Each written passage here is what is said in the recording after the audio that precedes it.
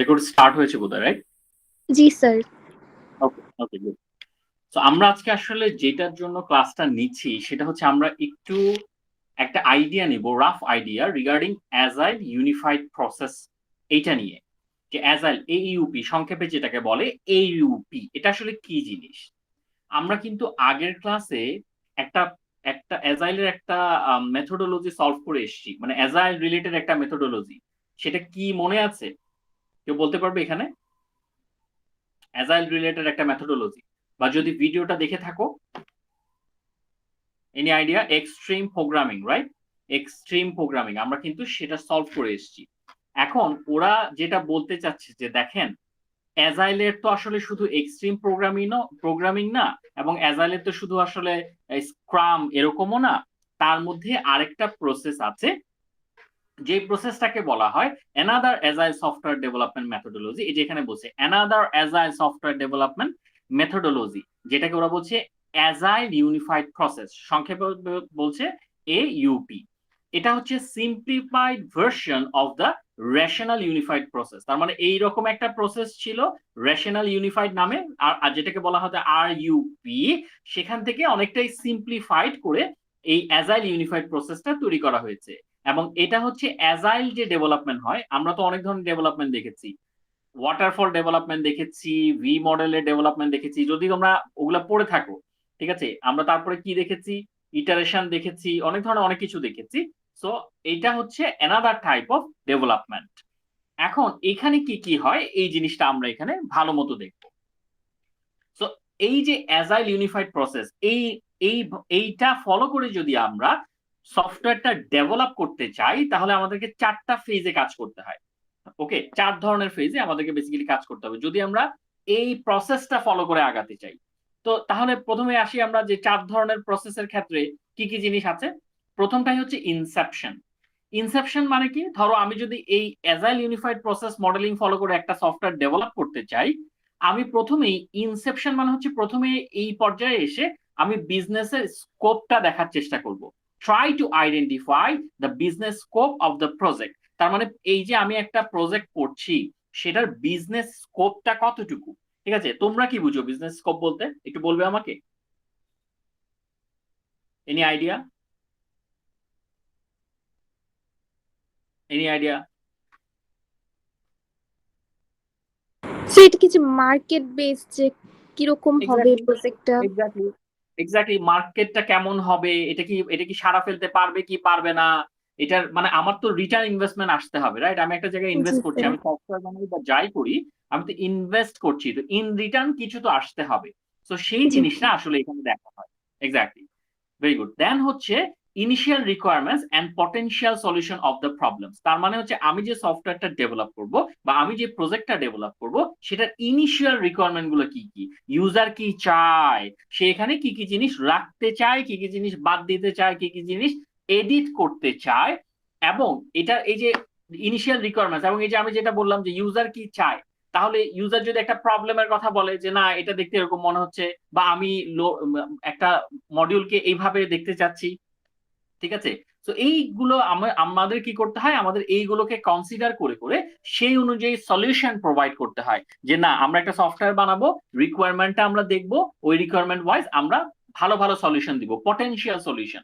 ঠিক আছে, তো এই যে এই কাজগুলা, বিজনেসের স্কোপ দেখা, একটা প্রোডাক্টের ইনিশিয়াল রিকোয়ারমেন্ট দেখা, সেটা অনুযায়ী সলিউশন দেওয়া, এইটা যেই ফেজটাতে হয় বা যেই সময়টাতে হয়, এই অ্যাজাইল ইউনিফাইড প্রসেস মডেলিং এ এটাকে বলা হয় ইনসেপশন। কি বলা হয়? ইনসেপশন। আচ্ছা, তাহলে এটা তো গেল ইনসেপশন। এখন এই পার্টের পর তো কিছু কাজ আছে, সেটা কি? সেটা হচ্ছে ইলাবোরেশন। ইলাবোরেশন কেমন? ইলাবোরেশন হচ্ছে আমি তো রিকোয়ারমেন্ট কালেক্ট করেছি, সেই অনুযায়ী সলিউশনও তৈরি করেছি, যে হ্যাঁ আচ্ছা আমার প্রোডাক্টে এই এই জিনিসগুলো থাকবে, আমার সলিউশন এই এইগুলো হবে। আচ্ছা, তো এখন আমাকে কি করতে হবে? আমি এখন যেটা করলাম, আমি এখন ডিজাইন করতে বসবো, যে না ইউজারের রিকোয়ারমেন্ট এগুলা এগুলো আমি কিভাবে কিভাবে ডিজাইন করব। ঠিক আছে, হার্ডওয়্যার গুলো কেমন হবে, আমি সফটওয়্যারে কি কি জিনিসপত্র রাখবো, রাইট? ডিজাইনিং এ তো এগুলোই থাকে নাকি? তো এখানে এই জি স্যার। ইলাবোরেশন ফেজে কিন্তু এক্স্যাক্টলি আমরা কিন্তু একটা আর্কিটেকচার প্রোভাইড করি, ঠিক আছে, একটা সলিউশন আর্কিটেকচার দে, আমার সফটওয়্যারটা এই রকমের হবে। তো আমি যখন এই ধরনের একটা সলিউশন আর্কিটেকচার প্রডিউস করি, তখন আমরা যেটা করি, আমরা যখন কাস্টমারকে সেটা দেখাই বা কাস্টমারের সাথে যখন আমরা এই জিনিসটা শেয়ার করি যে দেখেন আপনার রিকোয়ারমেন্ট গুলো ঠিকঠাক রেখে আমরা একটা মডেল তৈরি করেছি বা আমরা একটা আর্কিটেকচার তৈরি করেছি, যে আপনার সফটওয়্যারটা দেখতে এরকম হবে, এই জায়গায় এটা থাকবে, অমুক জায়গায় এটা থাকবে, আপনি আর কিছু চান কিনা। সো স্বাভাবিকভাবে তোমাদেরকে যখন, ধরো তোমরা একটা একটা জামা বানাতে দিয়েছো, এখন জামাটা যদি মোটামুটি রেডি করে তোমাকে দেখানো হয়, তোমার একটু ফিডব্যাক থাকবে না যে এটা আমার মনে হয় সেলাইটা ডবল দিলে ভালো হয়, আমার মনে হয় যে এই এটা একটু বাঁকা হয়ে গেছে, এটা কি হয় না, হয় নাকি হয় না, মোর কিছু রিকোয়ারমেন্ট চলে আসে না?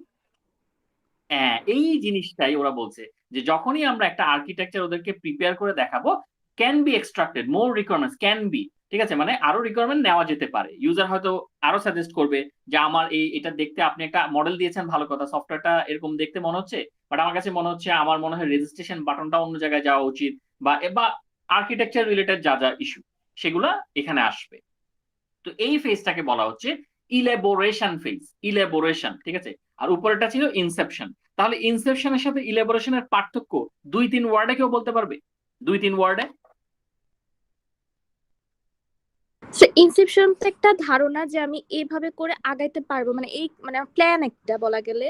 আর হচ্ছে ইলাবোরেশন যেটা হবে সেটা একটা হচ্ছে মানে এটার ডেমো হিসেবে, যে না এটা একটা এরকম ভাবে যে মানে একটা স্ট্রাকচার তৈরি করা, যেটা এক্স্যাক্টলি, নাকি ড্রাফট, হচ্ছে আমরা কাউকে ড্রাফট দেখাতে টাইপের। পারবো, আর সে চাইলে জিনিসটাকে আবার মডিফিকেশনও করতে পারবে এক্স্যাক্টলি, এরকম। এক্স্যাক্টলি, অনেকটাই ড্রাফট টাইপের, ড্রাফট, জি স্যার। রাইট? জি sir. Exactly, very good, very good, very good. আচ্ছা, সো এখন এই যে আমরা যে ডিজাইনটা করলাম, আচ্ছা ডিজাইন করলাম, ইউজার নতুন রিকোয়ারমেন্টও দিল, ভালো কথা, সবকিছু হয়ে গেল, তাহলে আমার বাকিটা থাকে কি? বাকি থাকে হচ্ছে কনস্ট্রাকশনে চলে যাওয়া। সো আমি এখন কনস্ট্রাকশনে চলে যাব। সো কনস্ট্রাকশনে গিয়ে কি করছি? Continuous implementation and testing. দেখো আমি এখানে যেটা করছি যে আমি এই রিকোয়ারমেন্ট গুলো ডিজাইন করা আছে, রিকোয়ারমেন্ট গুলো বলা আছে, আমি ওই অনুযায়ী কন্টিনিউয়াসলি ইমপ্লিমেন্ট করছি এখন, যে হ্যাঁ এটা বানাচ্ছি, এটা বানাচ্ছি, এটা শেষ করছি। কিন্তু দেখো কিভাবে বানাচ্ছি। আমরা একটা কথা বলেছিলাম, অ্যাজাইল হতে হলে অ্যাজাইলের মধ্যে দুটো জিনিস আছে, একটা হচ্ছে ইনক্রিমেন্টাল আর একটা হচ্ছে ইটারেশন। এটা আমরা একদম শুরুতে দেখে এসেছিলাম না? কেউ যদি ভুলেও যেও থাকো, তাহলে আমরা যদি এখানে একটু দেখাই, এই যে অ্যাজাইলের আমি যদি একদম শুরু থেকে দেখাই, কোথায় আছে, এই যে দেখো, agile is a combination of iterative and incremental process model. এটা নিজেরাই বলে দিয়েছে যে যদি অ্যাজাইল কোনো কিছু হয় তাহলে সেটা ইটারেটিভ এবং ইনক্রিমেন্টাল প্রসেসের কম্বিনেশন হবে, ঠিক আছে, ইটারেটিভ এবং ইনক্রিমেন্টাল। দেখো তো, আমি এখন যদি এই জায়গায় আসি, যেটা আমরা এউপি পড়ছি, এউপি তো ওরা কি বলছে, যে এই যে in the form of iteration, incremental বলে নাই, বাট বলছে ইটারেশনের মাধ্যমে আমরা কন্টিনিউয়াসলি, ইটারেশনের মাধ্যমে আমরা কন্টিনিউয়াসলি এই জিনিসটাকে কনস্ট্রাক্ট করতে থাকবো। ইটারেশনের মাধ্যমে এটা ঘুরে ঘুরে ঘুরে ঘুরে, ওই যে মানে প্রথমে আমি একটা ইটারেশন চালাই, তারপরে দেখি যে পলিশড হয়েছে কি হয়নি, আবার আরেকটা ইটারেশন চালাই, এইভাবে করে ইটারেশন চালিয়ে চালিয়ে আমি প্রোডাক্টটাকে তৈরি করতে থাকবো। আচ্ছা, এখন প্রোডাক্ট তৈরি করতে থাকলেই হবে? আমার কি কোনো টেস্টিং দরকার নাই? তোমরা যখন কোড করো, কোড করেই ফেলে রেখে দাও, রান করো না? জি স্যার, রান করি। এক্স্যাক্টলি, এখানে ওরা বলছে আপনারা প্রত্যেক জায়গায় আপনি কন্টিনিউয়াস ইমপ্লিমেন্টেশন করলেন ভালো কথা, কিন্তু টেস্টিংটাও করবেন, স্পেশালি ইউনিট টেস্টিং, ছোট ছোট মডিউল নিয়ে টেস্টিং করবেন, না হলে কিন্তু আপনি পরে গিয়ে ধরা খাবেন, দেখবেন যে আপনার প্রোডাক্টের অনেক অনেক বাগ আছে। ঠিক আছে, সো এইটা হচ্ছে কনস্ট্রাকশন ফেজ। এবং লাস্টলি হচ্ছে ট্রানজিশন ফেজ, এটা কিন্তু এইউপি phase. Transition phase, lastly transition phase কি? Lastly deploy the system in production environment and adjust feedbacks. Again মানে এটা হচ্ছে যে আমরা কনস্ট্রাকশন করার পরে প্রোডাক্টটাকে একেবারে কি করব, এনভায়রনমেন্টে আমরা একদম মানে প্রোডাক্টটা ডেপ্লয় করব, ইউজার ইউজ করবে এখন, এবং সেই অনুযায়ী তারা ফিডব্যাক দিবে।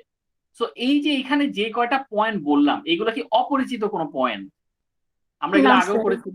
জি স্যার। এক্স্যাক্টলি, ওয়াটারফল যখন দেখলাম সেখানেও আমরা দেখলাম যে এরকম টাইপেরই কিছু হয়। হ্যাঁ, হয়তো সিস্টেমটা আলাদা, হয়তো সিস্টেমটা আলাদা, ওদেরটা ছিল একদম সোজা যাবে, ইটারেশন টিটারেশন এগুলোর কথা বলে নাই, হয়তো সিস্টেমটা আলাদা, বাট কাজ কিন্তু একই হচ্ছে, ঘুরে ফিরে অন্য ওয়েতে করছে আর কি, বাট আলটিমেট কাজের হিসাব আমার একই রকম। ডিজাইন করতে হয়, রিকোয়ারমেন্ট কালেকশন করতে হয়, কোড লিখতে হয়, তারপরে হচ্ছে আমার কি করতে হয়, ডেপ্লয় করতে হয়, বাট একটু অন্য অন্য ওয়েতে, মানে জিনিসপত্র একই কিন্তু একটু অন্য ওয়েতে। তো এই ইউপিতে ওরা বলছে ইটারেশনের মাধ্যমে করবেন আপনারা। আচ্ছা, তো এটা তো গেল ফেজেস। আমাকে একটা জিনিস বলতে পারবে, এক্সপির সাথে বা এক্সট্রিম প্রোগ্রামিং এর সাথে এটার তোমরা কোনো পার্থক্য দেখতে পাচ্ছ কোথাও এখন পর্যন্ত? any difference? এক্সট্রিম প্রোগ্রামিং, ওকে, না দেখতে পেলেও অসুবিধা নাই, সেটা আমরা আস্তে আস্তে ফাইন্ড আউট করবো যে কোনো পার্থক্য আছে কিনা। আমি জাস্ট এই কথাটা এখানে তুললাম। আচ্ছা, এখন আমরা আসি কিছু ডিসিপ্লিনসে। এখন প্রথম কথা হচ্ছে এগুলো কিন্তু ফেজেস। ফেজেস মানে কোন ডিউরেশনে কোন কোন ঘটনা ঘটেছে বা কোন সময়ে কোন কোন ঘটনা ঘটা উচিত, এরকম। আচ্ছা, এবার আমরা আসি হচ্ছে ডিসিপ্লিনসে। এইউপি, আমরা যদি অ্যাজাইল ইউনিফাইড প্রসেস এই মডেল এই মেথডোলজি ইউজ করে আমরা কোনো কিছু ডেভেলপ করি, প্রথমে আমাদেরকে কি করতে হয়, মডেলটা তৈরি করতে হয়। যেমন এখানে কথা মডেলের কথা বলেছে, এই যে design and prove the solution architecture, এখানে ওরা একটা মডেল রিলেটেড কাজ ওরা করে। তারপর কি, ইমপ্লিমেন্টেশন করে, একটা মডেল রেডি করে আমরা ইমপ্লিমেন্টেশনে চলে যাই, সেটাকে টেস্টিং করি এবং ডিপ্লয় করি। এইটাই এই কথাটা একটু আগে আমরা দেখে আসলাম না, এই জিনিসগুলোই দেখে আসলাম না, যে একটা আর্কিটেকচার অথবা মডেল তৈরি করা হয় রিকোয়ারমেন্টের উপর বেস করে, তারপর সেটাকে আমরা ইমপ্লিমেন্টেশনে ফেলে দিই, কোড করি, তারপরে টেস্ট করি এবং লাস্টলি এটাকে ইউজারের কাছে ছেড়ে দিই, রাইট? এই চারটা জিনিসই তো দেখেছি। কিন্তু কিন্তু এই অ্যাজাইল ইউনিফাইড প্রসেসিং এ এছাড়াও আরো তিনটা পার্ট আছে, তিনটা ডিসিপ্লিন আছে, এগুলোকে বলা হয় ডিসিপ্লিন। আচ্ছা, ডিসিপ্লিন মানে কি বলতো? তোমরা ডিসিপ্লিন বলতে কি বুঝো, বা কেনই বা এখানে ডিসিপ্লিন বলছে? মানে একটা নিয়ম অনুযায়ী চলতে হবে, যাতে ভালোভাবে একটা কোনো হচ্ছে ফিডব্যাক পাওয়া যায় বা এক্স্যাক্টলি এক্স্যাক্টলি, কিছু জিনিসপত্র ফলো করতে হবে, ঠিক আছে, কিছু জিনিসপত্র ফলো করতে হবে। আচ্ছা, তো আমরা এখন দেখি তাহলে এই চারটা ছাড়া আর কি কি জিনিসপত্র ফলো করতে হবে। তো ওরা বলছে যে কনফিগারেশন ম্যানেজমেন্ট। এখন কনফিগারেশন ম্যানেজমেন্ট মানে কি, এই ফেজে যেটা করা হয়, manage access to project artefacts or version. এখন প্রজেক্ট আর্টিফ্যাক্টস মানে কি? প্রজেক্ট আর্টিফ্যাক্টস মানে হচ্ছে যে সকল ডায়াগ্রাম থাকে প্রজেক্টে, ঠিক আছে, ডায়াগ্রাম অথবা সোর্স কোড, যেগুলো ডেভেলপমেন্ট টিমের মধ্যে শেয়ার করা হয়েছে, ঠিক আছে, কি কি কি কি কথা বললাম, যে সকল ডায়াগ্রাম এবং সোর্স কোড, এগুলা কি করা হয়েছে, টিমের মধ্যে শেয়ার করা হয়েছে। এখন হয়তো সোর্স কোড না হয়তো আমরা বুঝতে পারছি, আচ্ছা কোড শেয়ার করেছে টিমের মধ্যে, কিন্তু ডায়াগ্রাম কি জিনিস, ডায়াগ্রাম কোথা থেকে আসলো? Any idea? ডায়াগ্রাম, এটা কি ডেমোটা যেটা বানানো হয়েছিল, যে আমি এভাবে করে বানাবো স্ট্রাকচার যেটা? আচ্ছা, এটাই তোমরা ফাইন্ড আউট করবা। এটা তোমাদের একটা বাড়ির কাজ থাকলো, যে এইখানে যে ডায়াগ্রামের কথা বলা হচ্ছে, এটা কি ওই মডেলটা নাকি, এই যে যেটা আমরা, ধরো আমরা যে ডায়াগ্রামটা বানিয়ে দেখাবো, বা এটা কি এই যে এটা নাকি, এই যে এখানে যেটা ছিল architecture design and prove the solution architecture, এটা কি এই আর্কিটেকচার, নাকি একটা সফটওয়্যারে যে ইউজ কেস থাকে, তারপরে আর কি কি থাকে, ক্লাস ডায়াগ্রাম থাকে, ওই ডায়াগ্রামের কথা বলা হচ্ছে? আমার প্রশ্ন কি বুঝতে পেরেছো? জি স্যার। তো এটা হচ্ছে, এটা তোমরা ফাইন্ড আউট করবা, যে তুমি যেটা বললে এই ডায়াগ্রাম মানে কি ওই যে আর্কিটেকচারটা নাকি, তুমি কি আর্কিটেকচারের কথা বলেছো, রাইট? স্যার আর্কিটেকচার যেটা বানানোর টাইমে যে আমি মডেলটা বানানো হয়েছে। এক্স্যাক্টলি এক্স্যাক্টলি, সো এইটা তোমরা ফাইন্ড আউট করবা যে এই মডেলটা বলতে কি ওরা আর্কিটেকচার বুঝিয়েছে, এই ডায়াগ্রাম বলতে কি আর্কিটেকচার বুঝায়, নাকি এই ডায়াগ্রাম বলতে use case diagram, class diagram, এগুলোর কথা বলে, ঠিক আছে? এটা হচ্ছে তোমাদের বাড়ির কাজ। আচ্ছা, এখন this includes not only tracking artifact versions, আমরা কিন্তু কনফিগারেশন ম্যানেজ করছি, this include not only tracking artifact versions over time but also controlling and managing changes to them. এখন খেয়াল করো, আমরা যদি এখানে কোডের ভার্সনটাকে ট্র্যাক করি, যে আচ্ছা এইবার 1 নাম্বার ভার্সন গেছে, পরের বার 2 নাম্বার ভার্সন গেছে, আমরা যদি ডায়াগ্রাম গুলো ট্র্যাক করি, তাতে আমাদের লাভটা কি হবে? এখানে যেটা বলছে যে this includes not only tracking artifact version, artifacts or version বলতে কিন্তু ডায়াগ্রাম অথবা সোর্স কোডের কথাই তারা বুঝিয়েছে, যে যেটা শেয়ার করা হয় টিমের মধ্যে। এখন এই যে ভার্সনে কাজ হচ্ছে, ভার্সন 1, ভার্সন 2, ভার্সন 3 ধরে নিলাম, তো এটা ট্র্যাক করে লাভটা কি হবে? এবং ওরা বলছে যে এটা ট্র্যাক করে আপনি একটা জিনিস করতে পারবেন কি, ম্যানেজিং চেঞ্জেস টু দ্যাম, তাদের মধ্যে চেঞ্জ কেমন আসলো, ঠিক আছে, এটা আপনি বুঝতে পারবেন। এখন তোমাদের কাছে আমার প্রশ্ন হচ্ছে, এই চেঞ্জটা মানে কিভাবে বোঝা যায়? আমি ভার্সন ট্র্যাক করলে কি চেঞ্জ বুঝতে পারবো, যে আগের ভার্সনের সাথে পরের ভার্সনে কি চেঞ্জ হয়েছে? Any idea? এটা মেবি স্যার বোঝা যাবে। কিভাবে? কোডটা যদি দেখা হয় তাহলে কোডের মধ্যে যে চেঞ্জনেস গুলো আছে আর যেগুলো মানে প্রয়োজন চেঞ্জ করা, তো সেক্ষেত্রে যদি আমরা করি। ওকে, আচ্ছা, ওইটাই ওইটাই ওরা দেখবে যে হ্যাঁ, আচ্ছা আগের ভার্সনের কোডের কি অবস্থা, ঠিক আছে, যে এরা আমরা তো ট্র্যাক রাখছি, কন্ট্রোল করছি, তো আমরা দেখবো যে কোথায় চেঞ্জটা হচ্ছে, এবং চেঞ্জ যেগুলো হচ্ছে এই চেঞ্জগুলো দেখে আমরা বলবো যে আচ্ছা ইমপ্রুভমেন্ট কেমন হচ্ছে। ঠিক আছে, ওরা একটা কথা বলেছে, ওরা বলেছে বিকজ ওয়াচিং আউট চেঞ্জেস, আবার আমি বলি, ওরা বলেছে বিকজ, এখানে লেখা নাই, because watching out changes the team understands what needs to be done or what can be improved. আবারও বলি watching these changes, the team understands what needs to be done and what can be improved. তার মানে ওরা বলতে চাচ্ছে এই যে version, এই যে চেঞ্জ, এগুলো দেখে টিম বুঝতে পারে যে কি কি ইমপ্রুভ করা লাগবে এবং কি কি আরো ইমপ্রুভ করা, আরো কি কি চেঞ্জ লাগবে, what needs to be done, কি কি দরকার এবং কি কি ইমপ্রুভ করা দরকার। ঠিক আছে, হোয়াট ক্যান বি ইমপ্রুভ, কোনটা ইমপ্রুভ করা দরকার এবং কোনটা আসলেই দরকার, মানে কোনটা নাই এটা করতে হবে আর কোনটা আছে বাট ইমপ্রুভ করতে হবে, এই জিনিসটা বোঝা যায়। আসলে কি সত্য কথা? জি স্যার, পার্ট বাই পার্ট যদি জিনিসগুলা হচ্ছে দেখা হয়, আর এরপরে যদি মানে আগের যে ভার্সনটা সেটার সাথে যদি আমরা হচ্ছে এটাকে হচ্ছে মানে দেখি যে কোনো পার্থক্য আছে কিনা, তাহলে কিন্তু স্যার এটা ফাইন্ড আউট করা যাবে। এক্স্যাক্টলি যে আমি দেখলাম যে একটা জিনিস আমি ভার্সন 1 করেছি, ভার্সন 2 তেও একই রকমের মতোই অনেকটা আছে, রাইট? তখন আমি জিনিসটা আমার মাথায় আসবে না যে হ্যাঁ আমার এখানে ভার্সন 2 তে মনে হয় এই ইস্যুটাকে আরো ভালো করে হ্যান্ডেল করা উচিত। Is it or not? G sir. Right, right. So এইভাবে করে আমরা কিন্তু এক্স্যাক্টলি আমরা ডিফারেন্সটা দেখতে পারি। আমরা যেহেতু এটা ট্র্যাক করছি এবং কন্ট্রোল করছি, আমরা কিন্তু ভার্সনের মধ্যে প্রত্যেকটা জিনিসের ডিফারেন্স দেখতে পারি যে আগে কি ছিল, এখন কতটুকু অবস্থায় আছে। ঠিক আছে, আগে আগে এত আগে পলিশ অবস্থায় ছিল না, আমরা আস্তে আস্তে ভার্সন বাড়িয়ে বাড়িয়ে পলিশ করছি, এবং তাতে আমরা বুঝতেও পারি যে কোন জিনিসগুলো দরকার। যত সামনে আগাবো আমরা কিন্তু বুঝতে পারি যে হ্যাঁ আমাদের নিডটা কোথায়, ইমপ্রুভ হয়েছে অনেক কিছু, কিন্তু আরো কি কি জিনিস লাগবে। এই কাজটা করা হয় কনফিগারেশন ম্যানেজমেন্ট, এই জন্য এটার নাম দিয়েছে। আপনারা বসে বসে কনফিগারেশন ম্যানেজমেন্ট করবেন, ঠিক আছে, দেখবেন কি আছে কি নাই বা কি ইমপ্রুভ করা যায়। ওকে, এরপর আসলো প্রজেক্ট ম্যানেজমেন্ট। এখন শুধু কনফিগারেশন ম্যানেজ করলে তো হবে না, শুধু কোড আর ডায়াগ্রাম নিয়ে বসে থাকলে হবে, কারণ যারা কোড আর ডায়াগ্রামের সাথে কাজ করছে তারাই তো মূল হোতা, নাকি? তো এখানে যেটা করে, direct the activities that take place within the project. তার মানে এখানে অ্যাক্টিভিটি গুলাকে ডাইরেকশন দেওয়া হয় যে কি কি করতে হবে। This includes managing risk. তার মানে হচ্ছে এই যে আমরা যে কাজগুলা করছি সবাই এক একটা টিমে এইটা ডেভেলপ করতেছে, তার ফলে রিস্ক আসতে পারে। অনেক রকমের রিস্ক হয়, রিস্ক যে শুধু সবাই মিলে কাজ করলে হয় তা না, প্রোডাক্টের ভেতরে মানে আমার ডেভেলপমেন্টে গিয়ে রিস্ক হতে পারে, অনেক ধরনের রিস্ক হয়। তো এই রিস্ক গুলা ম্যানেজ করা কিন্তু প্রজেক্ট ম্যানেজমেন্টের একটা পার্ট। তারপর কি, ডাইরেক্টিং পিপল, অ্যাসাইনিং টাস্ক, কাদেরকে টাস্ক অ্যাসাইন করব, টাস্ক অ্যাসাইন করার পর প্রোগ্রেসটাকে ট্র্যাক করব, এই জিনিসগুলাই কি একটা প্রজেক্ট ম্যানেজমেন্ট না? একটা প্রজেক্ট ম্যানেজার কি করে, তার দায়িত্বে যারা যারা থাকে তারা কি ঠিক মতো কাজ পেয়েছে কিনা, তাদের কাজের প্রোগ্রেস কতটুকু, এখানে কোনো রিস্ক আসছে কিনা, এই জন্যই তো আমরা আরেক একজনকে প্রজেক্ট ম্যানেজার হিসেবে রাখি, নাকি?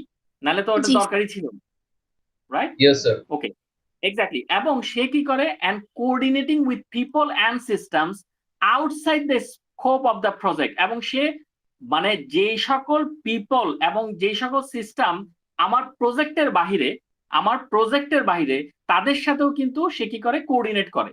যে হ্যাঁ কোঅর্ডিনেট করে, সে সবার সাথে কথা বলে সে কি কি দেখে, that is that sure of the project to be sure that it is delivered on time and within budget. তার মানে সে সবাইকে ম্যানেজ করে এবং সবার সাথে কথাবার্তা বলে এই কারণে যাতে করে আমি টাইমলি সবকিছু দিতে পারি। ঠিক আছে, ধরো আমি আমার কাস্টমার আমাকে 30 দিনের টাইম দিল, এখন আমি যদি কাস্টমারকে প্রতি এক সপ্তাহ পর পর একটু খবর নেই যে আচ্ছা আপনার প্রজেক্টের এই অবস্থায় আছে, আপনার প্রজেক্টটা আমরা করছি, এই রিকোয়ারমেন্ট ছিল আমরা দিচ্ছি, তাহলে বেটার নাকি একদম লাস্টে আমি চিন্তা করে রাখলাম একদম লাস্টে গিয়ে তাকে কল দিব একটা, এটা বেটার? কোনটা বেটার?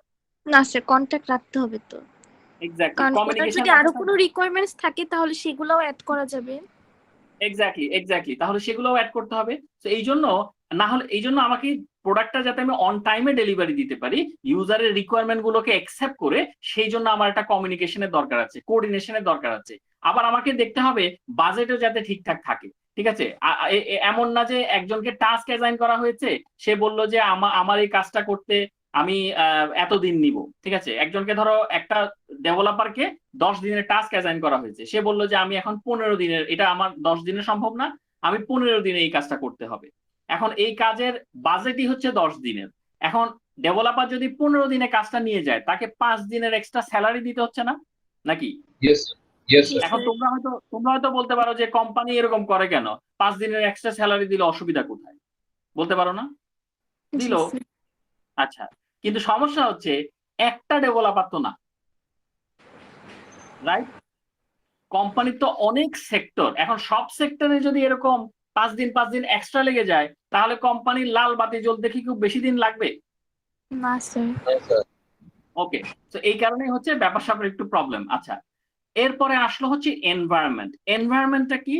এনভায়রনমেন্ট হচ্ছে support the rest of the effort by ensuring that the proper process, guidance, tools. এইখানে মোটামুটি যেটা দেখা হয় যে আমার যে প্রসেসটা আছে সেটা প্রপার প্রসেসে হচ্ছে কিনা।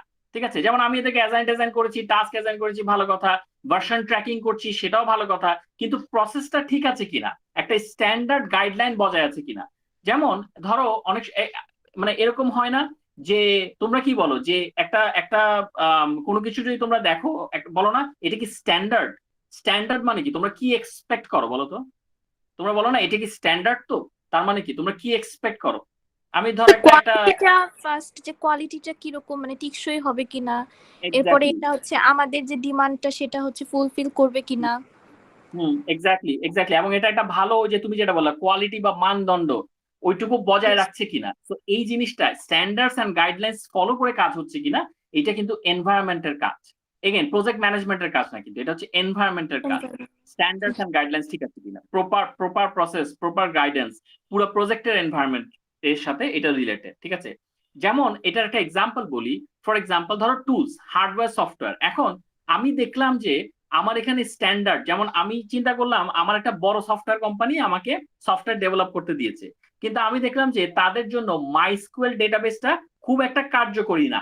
ঠিক আছে, এটা মে নট বি অ্যাপ্রোপ্রিয়েট হবে না।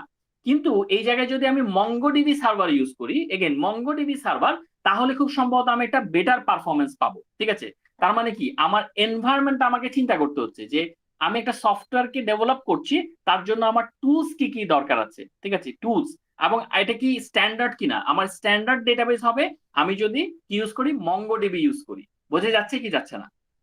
জি স্যার। ওকে, এগুলো হচ্ছে মানে ডিসিপ্লিন, এগুলো হচ্ছে এনভায়রনমেন্ট। ঠিক আছে, যদিও এই কথাটা একটু বেগ মনে হয় মাঝে মাঝে, যে এনভায়রনমেন্ট বলতে তো আমরা পরিবেশ বুঝি, কিন্তু এর ভেতরে এইসব ডেটাবেস কিভাবে চলে আসলো, এরকম কোনো কোয়েশ্চেন কি তোমাদের মাথায় আসে যে আমরা এনভায়রনমেন্টের মধ্যে কেন এখানে এরকম হার্ডওয়্যার সফটওয়্যার নিয়ে আসছি, এরকম কোয়েশ্চেন কি আসে? না স্যার, এনভায়রনমেন্টের মধ্যে তো এটা আসার, এনভায়রনমেন্টটা কি, এগুলো আছে বলে তো এনভায়রনমেন্টটা তৈরি হচ্ছে, তাহলে তো এগুলো অনুপস্থিত এনভায়রনমেন্টটা ক্রিয়েট হতো। আচ্ছা, এনভায়রনমেন্ট বলতে তোমরা কি বুঝো অ্যাকচুয়ালি, এখানে এনভায়রনমেন্ট বলতে কি বুঝায়? এখানে এনভায়রনমেন্টটা হচ্ছে মানে যারা নাকি এটা ইউজ করবে, ইউজার যারা, তাদের হচ্ছে জন্য যাতে এটা পারফেক্ট হয়, সেই ক্ষেত্রে হচ্ছে আমরা হচ্ছে এনভায়রনমেন্টটাকে বেশি, মানে ইউজারটাকে হচ্ছে প্রায়োরিটি দিচ্ছি ওকে এরকম। ওকে, আচ্ছা, বাকিরা কেউ কিছু বলবে ওর সাথে এগ্রি এখানে করছো? স্যার এনভায়রনমেন্টটা বলতে সেটা সফটওয়্যার বিল্ডিং এর সময় সামগ্রিক যে অবস্থা, সামগ্রিক যে এনভায়রনমেন্ট, লাইক তার যে তার আলাদা করসপেন্ডিং যে জিনিসপত্রগুলো, যেমন তার ডাটাবেস একটা দরকার হয়, তারপর বিভিন্ন জিনিসপত্র, এগুলোকে সামগ্রিকভাবে আমরা স্যার এনভায়রনমেন্ট বলছি। এক্স্যাক্টলি, আমরা বলি না যে এনভায়রনমেন্ট কি থাকার উপযোগী, এই এনভায়রনমেন্ট কি ভালো, আমরা বলি না এনভায়রনমেন্ট কি ভালো।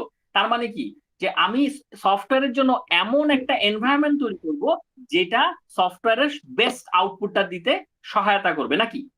Yes sir. বুঝা যাচ্ছে? Yes sir. ওকে, এটাও ঠিক ছিল, যে একটু আগে যে একজন বললো ওটাও বেশ ভালো ইয়ে ছিল আর কি। হ্যাঁ, আচ্ছা, তো আমরা এইখানে কিন্তু আমাদের অলমোস্ট ডান, ডিসিপ্লিন কিন্তু আমাদের এখানে ডান। আমরা ডিসিপ্লিনের আগে কিছু ফেজেস পড়েছি। এখন তোমাদের প্রশ্ন হতে পারে এগুলো আমরা পড়ছি কেন, এক জায়গায় আপনি ফেজেস এর কথা বলছেন, এক জায়গায় আপনি ডিসিপ্লিনের কথা বলছেন, এগুলো আপনি পড়ছেন কেন? আমরা এই ছবিটা দেখলে আমরা জিনিসটা বুঝতে পারবো, এবং এটাই আমাদের লাস্ট ছবি। এরপরে এখানে আমরা অন্য জায়গায় চলে গেছি স্ক্রামে। এখানে যদি আমরা লাস্ট ছবিটা দেখি, দেখো এখানে একটা চার্ট আছে, এবং এখানে চার্টে উপরে যেই তোমরা এখানে দেখতে পাচ্ছ, এখানে যে এটাকে কি বলা হয়, রোটা দেখতে পাচ্ছ, টপ রো। সেখানে প্রথমে দেখো ইনসেপশন, ইলাবোরেশন, কনস্ট্রাকশন, ট্রানজিশন। এই 4টা ওয়ার্ড দেওয়া আছে, এই 4টা ওয়ার্ড কি তোমরা আগে কোথাও দেখেছো? মনে পড়ে? ইয়েস স্যার, জি স্যার কোথায় দেখেছি। কোথায় কোথায় স্যার যে কোথায়? এওপির যে মেন যে 4টা মানে যে ফাংশনে কাজ করে এই যে এওপি ফেজেস, এওপি। এই যে এগুলো না, জি স্যার, এগুলো না, ফেসেস ইনসেপশন, গুলো। Elaboration, exactly, construction, transition. তার মানে এগুলো হচ্ছে ফেজেস। তার মানে একটা সফটওয়্যারের ওই ডিউরেশন গুলা, কোন সময় কি করব বা কোন ফেজে কি করব, এগুলো হচ্ছে একটা সফটওয়্যারের ওই ফেজটা। আচ্ছা ভালো কথা, এটা এই ফেজ হলো। আর এগুলো হচ্ছে ডিসিপ্লিন। তাহলে এখন এইটা দিয়ে তাহলে কি বুঝায়? আমি একটু একটা জিনিস দেখাই। যখন ইমপ্লিমেন্টেশনের কথা বলা আছে, আচ্ছা ইমপ্লিমেন্টেশন কি ইনসেপশন ফেজে তৈরি হওয়া উচিত? ইনসেপশন ফেজটা একটু দেখে আসি। ইনসেপশন ফেজে কি বলেছে? Try to identify business scope. এখানে ওরা বিজনেস স্কোপ নিয়ে আলোচনা করে, ইনিশিয়াল রিকোয়ারমেন্ট নিয়ে আলোচনা করে, এবং পটেনশিয়াল সলিউশন নিয়ে আলোচনা করে। এখানে ইমপ্লিমেন্টেশনের কোনো কিছু আসছে? না স্যার। আচ্ছা তাহলে দেখো তো গ্রাফটা ঠিক আছে কি নাই। এই যে গ্রাফটা, এখানে কিছু নাই, এটা কি ঠিক আছে? জি স্যার। আচ্ছা এবার ইমপ্লিমেন্টেশন কি ইলাবোরেশন ফেজে শুরু হওয়া উচিত ছিল? ইলাবোরেশন ফেজে। তাহলে আমরা এবার একটু ইলাবোরেশন ফেজটা দেখে আসি। ইলাবোরেশন ফেজে কি হয়? Design and provide the solution architecture. More requirements can be extracted. Again, এখানেও কিন্তু আমরা ইমপ্লিমেন্টেশনে সরাসরি যাই নাই, আমরা জাস্ট একটা ডিজাইন তৈরি করছি, একটা ড্রাফট তৈরি করছি, যেটা ইমপ্লিমেন্ট করব সেটারই একটা ড্রাফট তৈরি করছি, একটা ফিগার তৈরি করছি, বা একটা ডায়াগ্রাম তৈরি করছি, বা একটা আর্কিটেকচার তৈরি করছি। সো এই হিসেবে দেখো তো গ্রাফটা ঠিক আছে কি নাই। এই যে এখান থেকে এখানে কিছু নাই, শুরুতে কিছু নাই, হালকা করে আস্তে আস্তে উপরের দিকে উঠছে নাকি?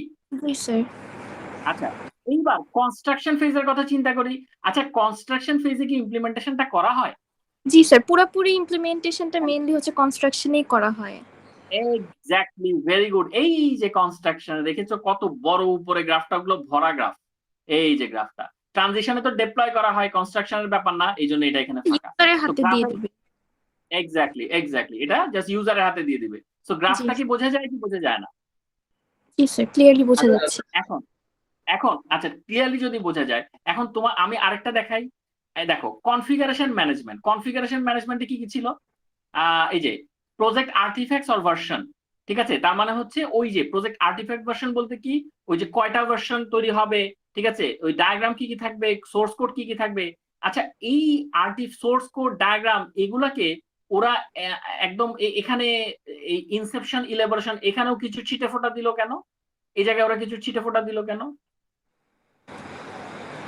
স্যার এটা যখন নাকি মানে প্রথম যখন প্রোগ্রামটা স্টার্ট করা হবে তখন থেকেই তো এটা মাথায় রেখে কাজ করতে হবে আমাদের, যে মানে এরকম যে ভার্সন গুলা যেগুলো আমরা যে ইউজ করব সেগুলো মাথায় তো কিছু রাখতে হবে ফার্স্টের থেকেই।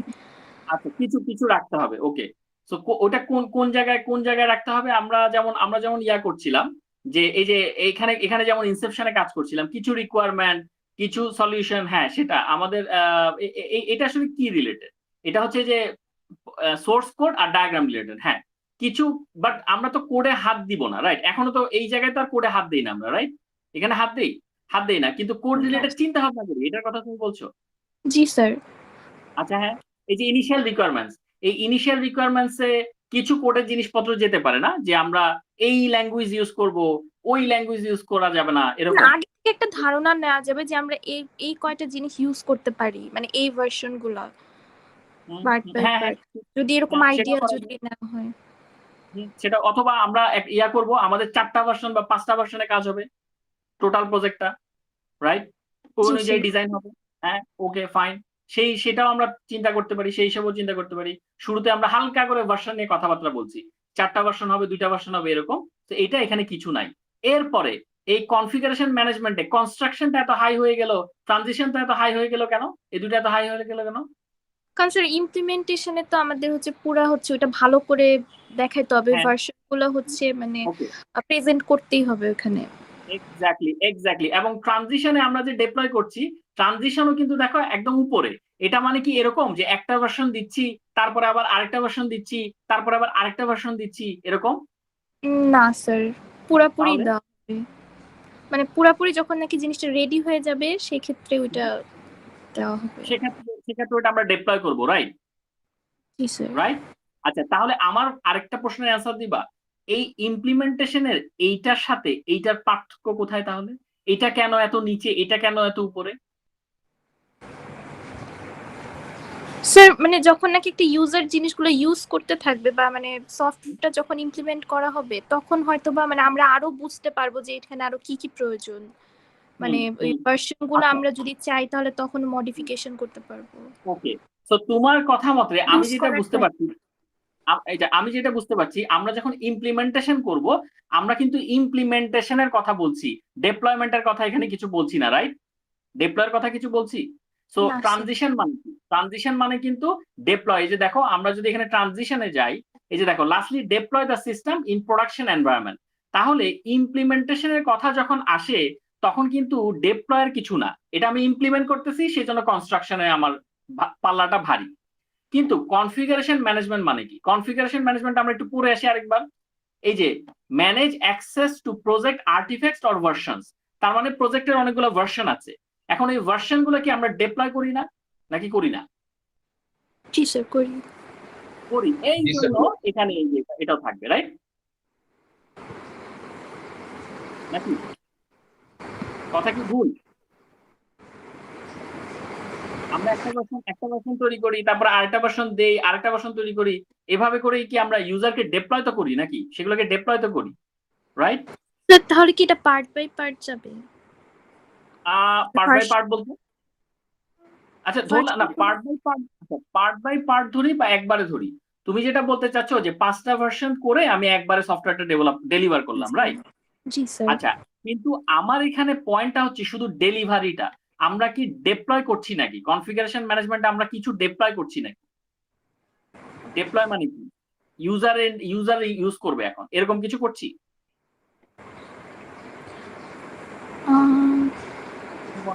ট্রানজিশনে দেখো, ট্রানজিশন মানে কি দেখো, আমরা সংজ্ঞাটা দেখি।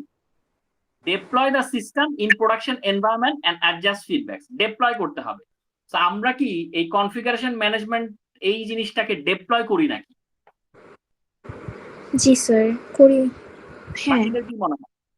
বাকিদের কি মনে হয়? Any idea? এটা কিন্তু তোমরা ফাইন্ড আউট করবা যে এই কনফিগারেশন ম্যানেজমেন্টে আমরা কি ডেপ্লয় করি নাকি করি না, কেন এখানে নীল দাগ, এটা কিন্তু ফাইন্ড আউট করবা। আরেকটা জিনিস, ইমপ্লিমেন্টেশনে কেন এটা ফাঁকা, এটা খুব সহজ একটা জিনিস না? ইমপ্লিমেন্টেশনের কথা বলা হচ্ছে, সেখানে কি ডেপ্লয়ের কিছু আছে? না স্যার। না স্যার। আচ্ছা, তাহলে ওর কনস্ট্রাকশন ফেজই তো ভারী থাকবে, রাইট? আচ্ছা, এখন একটা জিনিস খেয়াল করো, এদের সবার মধ্যে একমাত্র প্রজেক্ট ম্যানেজমেন্টটাই একদম শুরু থেকে সমানভাবে সুন্দর মতো করে যাচ্ছে। আচ্ছা, প্রজেক্ট ম্যানেজমেন্ট কি একদম ইনসেপশন, ইলাবোরেশন, কনস্ট্রাকশন, ট্রানজিশন সবগুলোতেই লাগছে project yes management? Sir. Yes sir. কেন? কেন? কারণ স্যার, এই যে এখানে, হ্যাঁ স্যার বলো বলো। এটা ম্যানেজমেন্ট ছাড়া তো স্যার কোনো জিনিসই চলবে না। প্রতিটা ফেজের কতটুকু অগ্রগতি হয়েছে এটা তো একটা প্রজেক্ট ম্যানেজমেন্টে এটা ডিসাইড হবে, এন্ড এটা বলে এটা চলবে, এটা এভরি ফেজে এক্স্যাক্টলি, দরকার। এক্স্যাক্টলি, এক্স্যাক্টলি এভরি ফেজে আমার এই প্রজেক্ট ম্যানেজমেন্ট, এই যে অ্যাসাইনিং টাস্ক, ট্র্যাক করা, প্রোগ্রেস ট্র্যাক করা, কোঅর্ডিনেট করা, এইটা কোনো ফেজ আমি বাদ দিতে পারবো না? তো এখানে বাদ দিতে পারবো না, তো এখানে বাদ দিতে পারবো না, নিচেরটায় না নিচেরটায়। কারণ হচ্ছে আমি যদি কোনো একটাতে বাদ দেই ওই ফেজটা খারাপ ভাবে তৈরি হবে, নাকি নাকি জি বোঝা স্যার। যায় কি? Yes sir. Yes sir. Yes sir, অবশ্যই। এক্স্যাক্টলি। সো এই গ্রাফটা হচ্ছে এইটারই একটা রিপ্রেজেন্টেশন। এই ফেজ হচ্ছে এই 4টা ফেজ, আর এগুলো হচ্ছে এখানে যে মডেল আছে এগুলোকে বলা হয় ডিসিপ্লিন। সো এই ফেজ গুলোকে মাথায় রেখে এই ডিসিপ্লিন গুলা পারফর্ম করা হয়, ঠিক আছে? এই যে এখানে implementation, test, deployment, configuration management এগুলা করা হয় আর কি, এই ফেজ গুলা মাথায় রেখে। কোন ফেজে কি হয় এটা একটা ছবি এখানে দিয়েছে। বাট তোমাদের বাড়ির কাজ যেটা থাকবে, বাড়ির কাজ কি থাকবে আমি কি বলেছি বলতো? আমি কয়টা জিনিস বলেছি মনে আছে? জান্নাত, তোমার মনে আছে কটা? তো তোমারই মনে হয় একটা কিছু বলছি, স্যার যে মনে আছে? এই যে এটা, এটার কথা বলেছিলাম, এই যে এই যে হ্যাঁ এটা, স্যার, এটা এটা যেমন এক্স্যাক্টলি এটা ফাঁকা। আর কনফিগারেশন ম্যানেজমেন্ট কি ডিপ্লয় করা হয় কিনা? ডিপ্লয় করা হয়। এক্স্যাক্টলি, কনফিগারেশন ম্যানেজমেন্টে কি আমরা ডিপ্লয় করি নাকি, এটা একটা। আরেকটা হচ্ছে এই যে আমরা এই অ্যাজাইল ইউনিফাইড প্রসেসে এই ছবিটা দেখছি, তাদের কার্যকলাপ দেখছি, এখানে দেখছি যে তাদের ডিসিপ্লিন হচ্ছে 7টা। কোন কোন ডিসিপ্লিনে কি করা হয় সেটাও দেখলাম। এগুলো তো আমরা চোখের দেখাই বুঝি। মডেল ইমপ্লিমেন্টেশন, টেস্ট, ডেপ্লয়মেন্ট, এগুলোকে বাড়তি করে বলা হয় নাই, কিন্তু এই তিনটাকে বাড়তি করে বলা হচ্ছে কারণ উপরেগুলো আমরা চোখের দেখায় বুঝি। আর এটা হচ্ছে ডিসিপ্লিন, এগুলো ফলো করা হয়। আর কোন ফেজে ফলো করা হয় এই ফেজ গুলো হচ্ছে এখানে দেওয়া আছে। বাট এটার সাথে অ্যাজাইল বা এক্সট্রিম প্রোগ্রামিং এর, এটা তো একটা অ্যাজাইল প্রসেস, বাট এটার সাথে অ্যাজাইলের রিলেশনটা কোন কোন জায়গায় আছে, মানে কোন জায়গায় দেখে মনে হয় যে হ্যাঁ এটা একটা অ্যাজাইল, এইটা একটু তোমরা ফাইন্ড আউট করবা যে না এখানে অ্যাজাইলের এরকম এই স্টেপ গুলো অ্যাজাইলের মতো। এটা কি তোমরা ধরতে পারছো কোন এটা কোন কোন স্টেপ দেখতে অ্যাজাইলের মতো? যেমন ইটারেশন, ইটারেশন অ্যাজাইলে থাকে, এটা এটাতেও এউপিতেও আছে। আর কি থাকতে পারে? Any other idea? সেটা তো দেখতে হবে। এক্স্যাক্টলি, এটা তোমরা দেখবা যে এটাকে যে অ্যাজাইল ইউনিফাইড প্রসেস বলা হচ্ছে, এটা কেন অ্যাজাইল ইউনিফাইড প্রসেস এবং অ্যাজাইলের কোন কোন জিনিসের সাথে ওর মিল আছে, এটা হচ্ছে তোমাদের হোম টাস্ক। বোঝা যাচ্ছে কি যাচ্ছে না? জি স্যার। আচ্ছা, আদারওয়াইজ মানে এটা ছাড়া বাকি সবকিছু ক্লিয়ার কি ক্লিয়ার না? Any questions?